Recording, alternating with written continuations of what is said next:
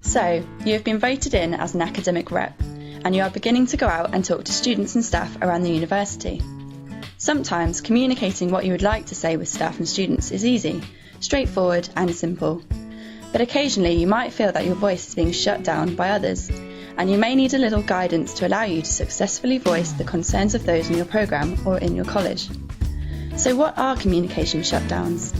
Well, communication shutdowns happen when someone says something that has the potential to end any further discussion.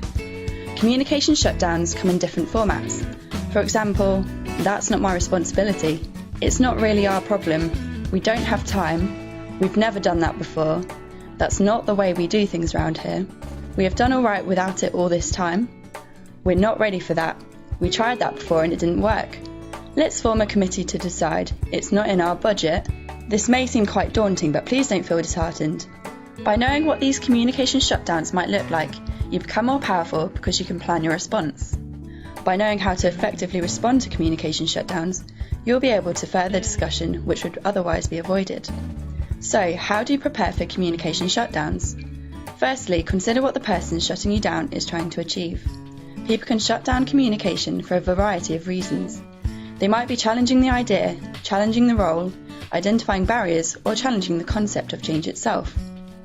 Once you know the reason for shutdown in communication, it becomes easier to overcome, as you'll have a response prepared.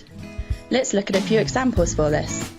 Imagine that students on your course want more copies of core textbooks in the library.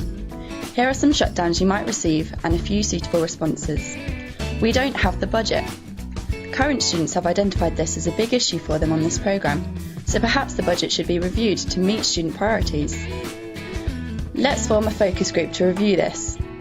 That's great, but is it possible that we can set some details now, such as who will be attending? Ideally this could happen in the next week. I know that some students and I would be happy to come along. "We added books last year." It's great that you responded to students last year, but students have fed back to me that they need more to meet the learning requirements. Would it be possible for us to review which books were bought against which are needed, as reading lists or student progression paths may have changed since last year?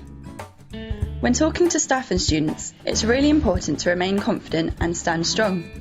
Remember, your students have elected you to represent them, so they're relying on you to make their voice heard. These handy hints and tips should help with communication shutdowns. Just remember to always have a response just in case. If you find that this process isn't working for you, please get in touch with the academic rep team at your students' union so we can support you in making the student voice heard. You can find all the contact information for the academic rep team under the academic rep section on the UDSU website.